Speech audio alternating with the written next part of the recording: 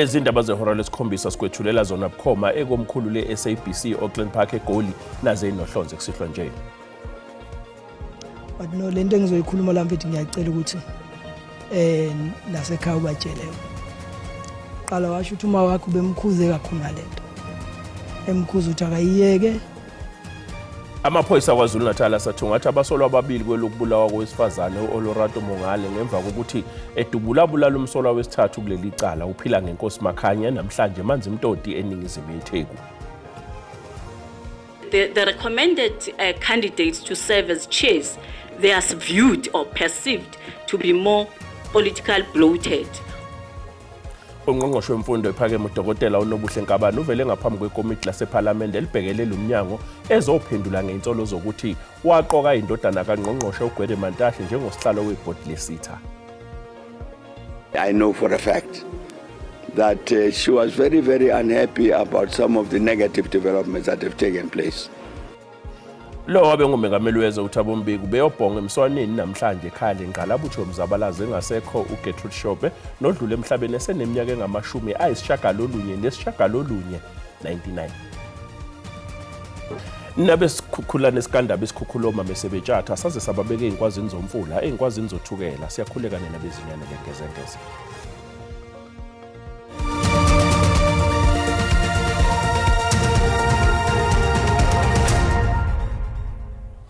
Omkhuzi wamaphoyisa KwaZulu-Natal uLieutenant General Nhlanhla Mkhwanazi uthi sekuthungathwa abasolwa ababili abeyamaniswa necala lokubulawa kaOloratu Mongale otholakala eLombard West ngase-Alexandra eGoli ekseni namhlanje manzi Mtoti amaphoyisa abambe obefunwa kakhulu ngecala uphila ngenkosi Makhanya osale enkundleni ngesikhathi edutshulwa amaphoyisa. Nalapha kulesi sakhiwo samaflat uMakhanya avinjezelwe kusona ngamaphoyisa nagcine ethulele khona emva kokudutshulwa ezakadalawani. Iflat abebhace kulona kubikwa ukuthi ngelewesilisa abejwayelene naye abevamise ukuboleka kuye izimoto phambilini. According to the person who's renting the place, he came here to come and rent the vehicle, and apparently he rented the vehicle in the past from the same guy. And he came here to rent the vehicle, but this guy said allegedly didn't give him a car because he had seen his photo on media. Umkhwanazi uchaze nangendlela amaphoyisa abelandelela ngayo umkhondo wokugcina efinyelele kuMakhanya kusukela udaba lwakhe lusabalale nezwe. Picked him up yesterday morning and we followed that vehicle until we located the car. From there we were able to then trace all the movements of that vehicle, where it dropped off, who was traveling with them. Owesilisa obe noMakhanya abezoboleka kuye imoto ukhulume wenaba ngengxoxo yakhe yokugcina ngaphambi kokudutshulwa. Then mangibuza kupost isithombe sakhe engimtshela mfethu angikwazi ukukunika imoto due to lento le ebonakala then kube ngathi liyaphela udaba lwethu kanjalo. Hayi abuye futhi azongincenga ke manje no mfethu ngiyacela unginikeze imoto ngithi mina no angengikwazi angeke nje ayikho into engangiphoqa futhi ukuthi ngikwenze lokho to lento eyenzakala. Then I said no, it's fine, ngicela ungilalele. Then mase ngiqedile ukuthi uma usuqedile ukungilalela then vele isigcino sami ukuthi ngife. Then wakhala ke sila kuma parking ke wakhala ke ngathi mina no ngoba simla asingene endlini khona uzokhuluma nawe uvuleleke kahle. But no, lento engizoyikhuluma la mfethu ngiyacela ukuthi nasekhaya ubatshele into emishayile uthe bengasi inhloso yokuthi lo ashona. Yena ngokwenza kwakhe uthi ubezifunela imali, nothing, ayikho into abeyifuna, imali nje kuphela. So kwenzeka ke lokho kwenzekile ke and umuntu oqala lo oshonile kuyena ngokukhuluma kwakhe kimi ekhuluma because the into engiyikhulumayo uyacela ukuthi ngihlale noma wakhe phansi okunye engeke ngize ngikusho la. Bangaphezulu kwamashumi ayisishagalolunye asebephumele obala abatshela amaphoyisa ngokuthi nabo bake babanga abagilwa bakaphila ngenkosi Makhanya nasolwa nabo. Kubasolwa ababili abafuna uthuli ngamaphoyisa uBongani Mthimkhulu kanye noFezile Ngubane. Ungqongqoshe wemfundo ephakeme uDokotela uNobuhle Nkabane uthi ukhoxisile ukuqoka kusihlalo bamasitha ahlukene ngenxa yokungagculiseki komphakathi kulandela insolo zokuthi waqoka abantu okubalwa kuba indodana kaNgqongqoshe wezamagugu ambiwayo uGwede Mantashe. Ungqongqoshe wemfundo ephakeme uyichaze njengomuntu omele umphakathi futhi owenza okufunwa uwo. The recommended candidates to serve as chairs, they are viewed or perceived to be more politically bloated or associated with some of the politicians within the movement. Nkabani ubizwe ikomiti ukuba azochaza ngesinqumo sakhe sokhoxisa ukuqoka kwakhe osihlalo beboard lesithi nokuyinto eyenzeke emva kokuthi kube nomhlangano oshubile wekomiti emva kokuqoka kwabantu. When you are restarting the process, but you are still insisting that there was nothing wrong with the process, there is absolutely no one, no rational person, no ordinary person, not a single person in South Africa that can buy that story. The reason why you configured the list of the panel the way you configured it is so that there is a tailored outcome of these ANC cadres. Kusenjalo, ungqongqoshe wezamagugu ambiwayo uGwedimantashe uphawulile naye ngalolu daba. Buyambo is having 2 master's degrees and many other qualifications. And the young chap was making a big noise. They said, drop out of the UCT. I take an exception on that. Nkabani na ubekwa amabala ngokwenqaba ukudalula amagama labo abameluleke ukuba aqoke osihlalo. Uhlelo lokuqoka selivulwe kabusha kanti kuzoze kube mhla zi-13 enyangeni ezayo.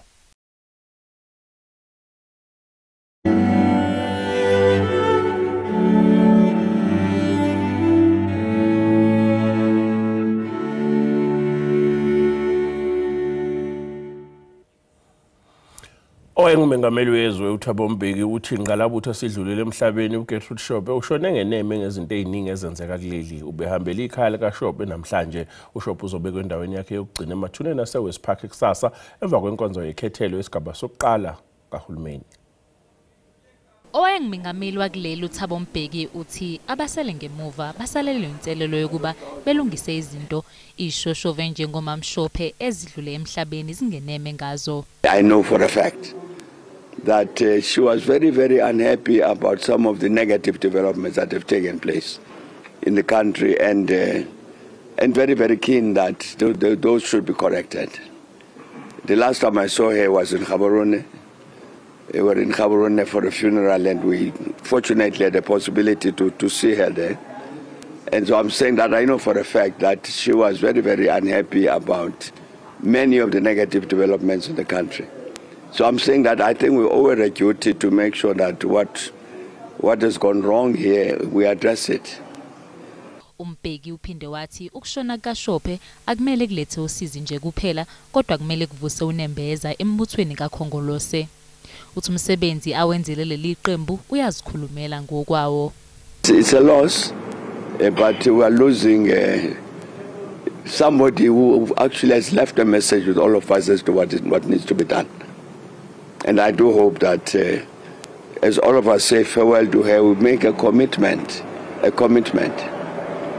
to do what she asked us to do. Abahola bahlukene balokhu beqhubekile nokuhambela ikhaya likaShope ukuyobhonga emswaneni ngaphambi kokuba ebekwe endaweni yakhe yokugcina kusasa eWest Park eGoli.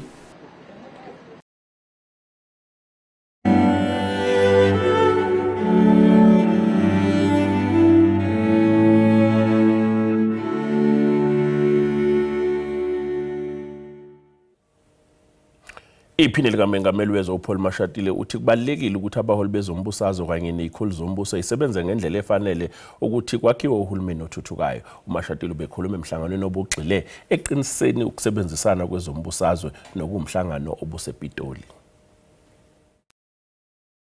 Likamengameli uPaul Mashatile uthi uyakhathaza umbiko okhishwe iHuman Sciences Research Council mayelana nokusebenza kukahulumeni njengoba ukhombisa ukuthi alukho uzinzo.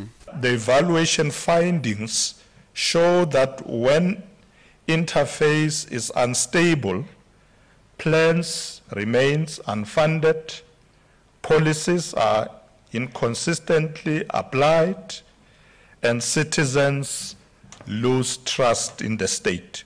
UMashatile uphinde wagcizelela isidingo sokuthi uhulumeni eseke amabhizinisi asafufusa njengoba nawo efaka isandla emnothweni wezwe kanti ngesikhathi ebuzwa ngesicelo se-EFF enkantolo sokuphikisa kwenyuso kwentela efakwa kupetroli uMashatile uzwakale njengomuntu ongakhathazekile ngaloku.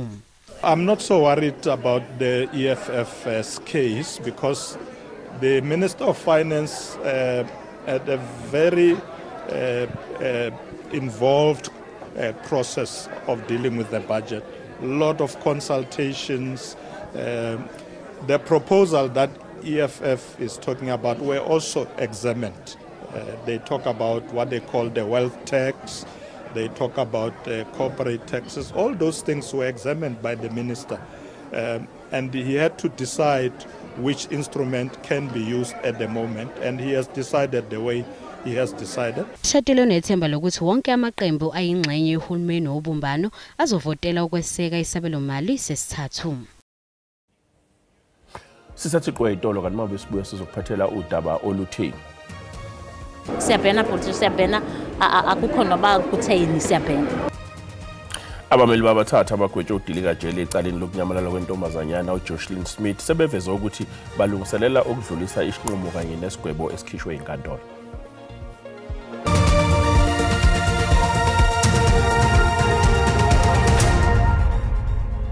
Asikubingelela sikwamukele uma besana kungena udabeni oluphambili besibike ukuthi amaphoyisa kwaZulu-Natal asathungatha abasolwa ababili kwelokubulawa kowesifazane uOloratu Mongale ngemva kokuthi edubule abulala umsolwa wesithathu kuleli cala uphila ngenkosi Makhanya namhlanje manzi Mtoti eningizimu yethini. Mbukela sikhumbuzo ukuthi lezi ndaba ziyatholakala ku YouTube na ku SABC Plus ngena kuzo uyicinga amagama athi SABC izindaba na kanjani uzoyithola ngobunjalo bazo. Abameli babathatha abagwetshwe udilika jele ecaleni lokunyamalala kwentombazanyana uJoshlin Smith sebeveze ukuthi balungiselela ukufaka isicelo sokudlulisa isinqumo kanye nesigwebo esikhishwe inkantolo. The court adjourned. Amagqwetha wesisithathu athi ebesilindele esisigwebo kwaye sekulungele ubhena zingagqithanga iveki ezimbini. Taking the case yonke into ebezenzekalayo siyabhena futhi siyabhena akukho noba kutheni siyabhena. Unina kaKelly Smith uyichaze njengexoki intombi yakhe emva kokumthembisa ukuba iza kuzityanda igila kule veki. I believed you because you said, your lawyer said she will speak or he will speak, sorry my lord, but now you will speak after I've pleaded with you, but you lied again. How do you sleep? How do you live with yourself? Owayesakuba ngumtyholwa uLaurentia Lombard unethemba lokuba angangatshutshiswa emva kokujika belingqina lombuso. Nguye wachazela inkundla ukuba uKelly wamhlebela ngelithi umntwana uthengiswe ngama-20,000 erandi kwixhwele elalifuna amehlo nolusu lwakhe. There will be a hearing, which will be a separate hearing relating to Ms. Lombard and her legal representative, because I want to hear argument on whether she should be granted indemnity or not. Amapolisa athi soze ancame ukhangela. We will not rest until we found what happened to Jocelyn. We are continuing day and night looking for Jocelyn. uKelly Smith unenkolelo yokuba uJoshlin wathutyeleziswa ngabantu abaxhaphaza abanye ngokwesondo. Ngapha koko ukhethe utyatyumo kwelityala, nto leyo eshiya yena neempendulo zemibuzo yokuba uphi uJoshlin kwaye kwenzeka ntoni kuye. Kwindaba ze-SABC ndingusiphiwe Wubasi eSaldanha Bay. Amalungu omphakathi kaBhokweni esifundazweni eMpumalanga athi amaphoyisa kufanele enyuse amasokisi uqinisekisa ukuthi umphakathi uphephile. Lokho kuzemva kokukhishwa kwezibalo zobugebengu zesigamu sesine sonyaka. Izakhamuzi zalapha zikhala ngokwanda kwezigameko zokudlwengulwa kule ndawo. Isiteshi samaphoyisa sakule ndawo sinesibalo esiphezulu samacala okudlwengula. BakaBhokweni sidiva singasaphephanga kakhulu because i-crime seyikhuphuke kakhulu ngendlela yokuthi noma sesihledi etindlini sesiba nekusaba ngoba sekunaloko ukuthi siyangenelwa nje nasetindlini sigwatshulelwe. Yize sithe ukwehla isibalo sezigameko zokuhlukumeza ngokucansi kodwa lokhu kuseyinkinga enkulu. Sexual offences, that's where we have a problem. I have said that it has increased by 14.2%. That means we need to work harder. It has gone up with 128 count. There we have a problem. Here we have uncles committing this offense. Here we have relatives committing these offenses. It's so difficult, but we are going to work on it, as I've said. We need to change our approach. We need to get closer to the non-governmental organization to assist us, a community-based organization. Amaphoyisa athazosebenzisana namalungu omphakathi kanye nezihlangano zomphakathi ezingenzi inzuzo ukulwa nesihlava. Dokotela ngqongqoshe wezogesi uDokotela Khosiyenso Ramakgopa wethula uhlelo okuhloswe ngalo uqinisekisa ukuthi izwe linamandla ogesi anele kuqokwe inkampani ezimbili ezizokwakha izikhungo ezizogcina amandla ogesi esifundazweni iFree State. uRamakgopa uthi lesi sigaba sizokwengeza ngama-megawatts angamakhulu ayisithupha kanti kuzokwakheka amathuba omsebenzi angaphezulu kwamakhulu ayisishiyagalombili. Ngokusho kukaNgqongqoshe wezogesi zinhlanu indawo okuzokwakhiwa kuzo eseyihlonziwe eFree State. We're happy to announce that Mulilo, which is a domestic outfit, has been identified as a preferred bidder. Uthi lolu hlelo luzosiza ekudlondlobaliseni umnotho wakuleli kanti futhi lizolekelela eqinisekiseni ukuthi ugesi awumbe eqolo ngokuhamba kwesikhathi. With the maturity of this program, investments that are made by technology developers, you are going to find that these solutions are going to be cheaper and cheaper, and the result is that households are not going to be overburdened with runaway tariff increases. Industry will be able to buy electricity that is cheaper, and they are able to lend their goods more competitively, well priced, and they are able to have a greater share of the market domestically and internationally. And this is how we are going to grow the South African economy. Ungqongqoshe ulezi inhlelo zilindeleke ukuba ifinyelele emaphethelweni enyangeni eziyisishiyagalombili ezizayo bese ziqala ukusebenza ngoMasingana ngo-2028. Imayini Orion Mineral esePrius kulindeleke ukuthi iqala ukukhiqiza eminyakeni emibili ezayo ngemva kokuthi ithole uxhaso lwemali.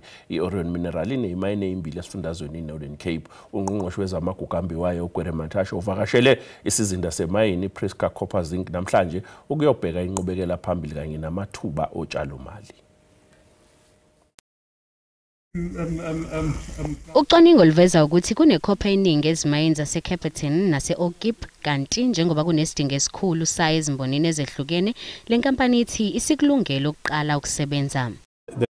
For us is to focus on the development of the uppers. So the timing on that, we're looking at trying to put the funding in place in the next 3 to 6 months. And once we've got the funding in place, there will be about a 13 to 15 month time frame before we get into producing concentrates and delivering revenue from this mine for the first time in 30 plus years. Balinganiselwa inkulungwaneni abantu kulindele ukuthi baqashe kule mayini uma isisebenza ngokugcwele. Really gobbles money when it is exploration. It is, and this project is at that space now. It must employ more people. It must create opportunity for many other people. There must be secondary businesses that are actually developing as a result of the presence of this project here. We are quite excited to have this project here. Le nkampani ithintela yaseMelika ehlongozayo ngeke ibe nomthelelo emsebenzini wayo njengoba sisikhulu isidingo sekhopha nakwamanye amazwe. Mhlahlo Silimo sezulu yalandela.